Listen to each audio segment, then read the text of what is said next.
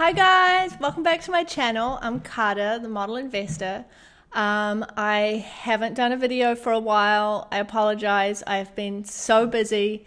A couple of new things happening. This microphone, which was a gift from one of my viewers and fellow real estate investor friends, which is super awesome because now my sound is much better. And two, the biggest news is I have been self-managing my own properties for the past 2 weeks now. Feels like 2 months. So I want to talk about that today. Obviously, my situation's a little challenging because I am out of state. So my portfolio not being super small now, I have 27, well actually 30 units right now, but I'm selling a 3-unit, but it's a lot of moving parts and I have no experience with management other than what I have picked up and learned from the past 3 years, just kind of watching and asking questions, watching my property manager, how they do things, but very different scenario when you're actually doing it yourself. I decided to self-manage after my current property manager decided to close the business. So I had a couple of weeks to sort of make a decision. Would I take my portfolio to another property manager, or would I just take this as an opportunity to learn and give it a shot myself? And I have the time right now, so I was like, you know what, I'm just going to give it a try. Worst case scenario, it doesn't work out, and then I will just hand the portfolio over to a property management company. But I figured I may as well just give it a shot and see what's happening, and I feel more connected to my properties that way.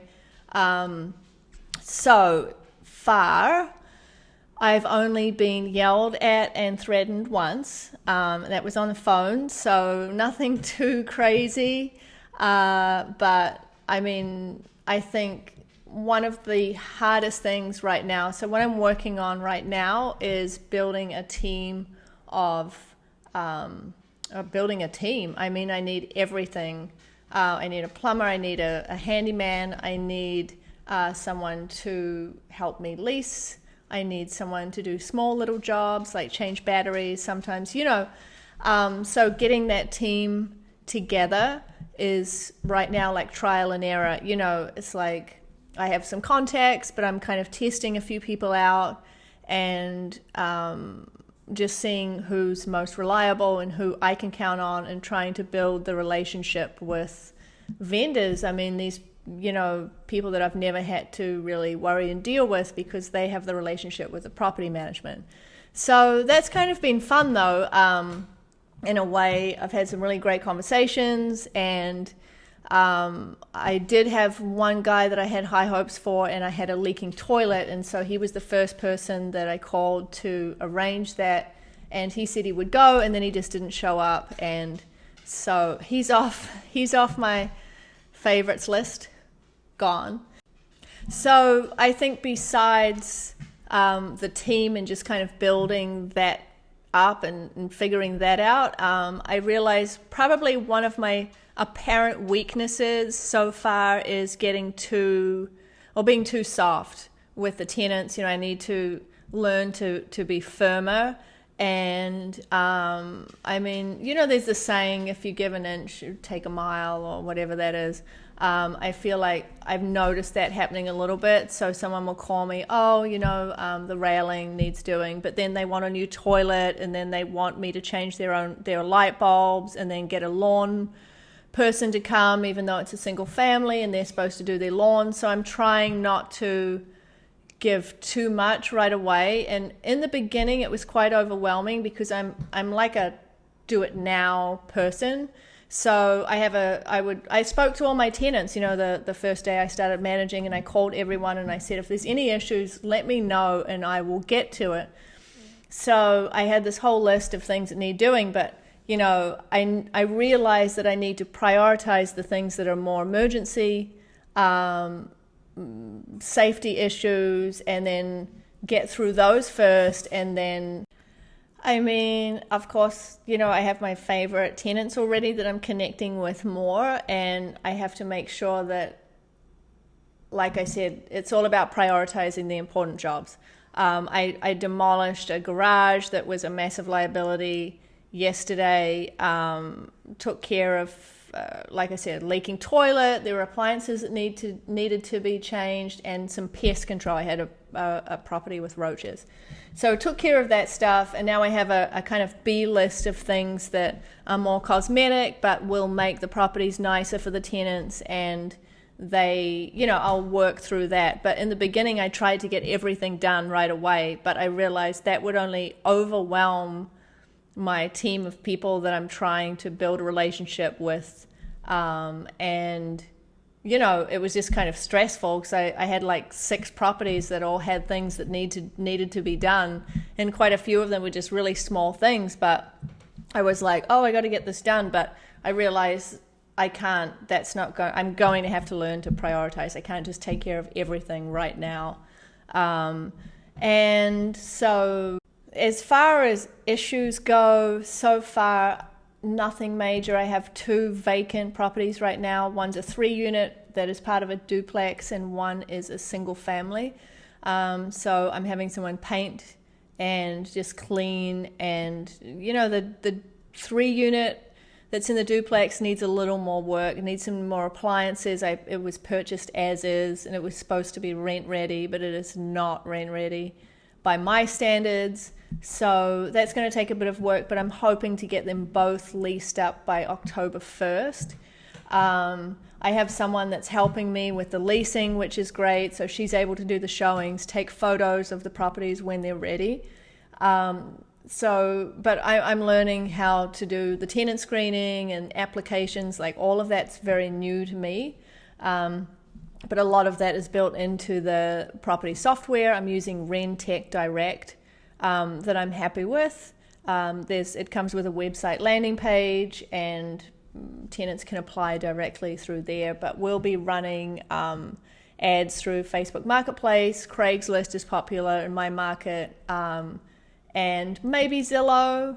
I heard that they're charging per week now, so I'm not sure if we even need that. So once I get those leased, I think I'll be feeling a lot more settled. The first week I had a lot of paperwork, because I have a lot of properties that are, tenants that are on voucher programs, different types of assistance. So I had to get a vendor number, set up direct deposit, or just transfer everything over. I had to, proof of ownership needed to be sent into all the different caseworkers. So that was really like a lot of stuff. But once I got that taken care of, I felt a lot more comfortable and ready for rent collection come September. Also, I had hoped that more of my tenants would be comfortable paying online. But it seems that a lot of the tenants want to send a money order or a check, or they have cash and they want that picked up. So in the meantime, I'm just going to go with the flow. As long as they're paying, I'm going to just keep things the way they are and as they have been paying previously with the other management company, so I don't disrupt anything too major, and slowly I will start suggesting the online perhaps. But yeah, right now I don't want to rock the boat. I sent landlord forms out. I've spoken to each tenant, introduced myself. So I want to make it as easier of a transition for them as well as me. And one thing I've actually really enjoyed is connecting with the tenants and talking to them and talking about the neighborhoods and, just things going on. So everyone's, has their own personality, of course, and different ways of communicating. It's kind of really interesting and kind of fun, besides the one tenant that yelled at me. But we're actually good now, so that was definitely a crash course in property management the first week. But everything else has been pretty smooth as far as that, just really time consuming. I haven't had time to put a YouTube together. But I'm hoping to, once my systems and I build my team and I get used to this new way of life, that I'll be able to delegate more tasks, and I think just feel more comfortable with taking a little time to do my creative projects like my YouTubes. I want to be able to share this journey with you guys because it's a new thing for me, and I think self-managing is already quite difficult, but then out of state self-managing is a whole nother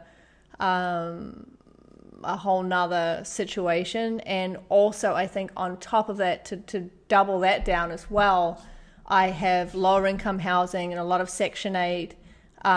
So there's a little more hand holding and a little more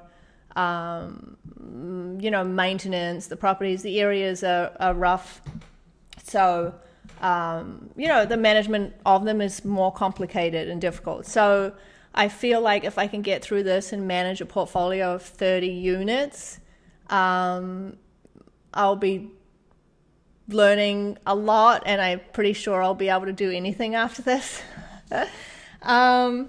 But anyway, I think that's about it for now. I'll share some more stories and just, things as I've only been doing it for 2 weeks. So as I get more involved and more confident, I will do some more posts on this. But I just wanted to share this because it had been about a month since I posted last, and it's going to be an interesting few months as I transition into this, like I said, new way of life. But happy investing, you guys. Stay safe out there. I promise to post some funny stories soon. I bet there's going to be some more YouTubeable disasters and some tears, I imagine. I'm going to share it all, but it's been a quiet weekend. Sunday today, so I haven't had any calls, so that's kind of nice. Anyway, so I hope to keep you guys informed, and happy investing, like I said, and I will talk to you guys soon. See you later. Thanks for watching.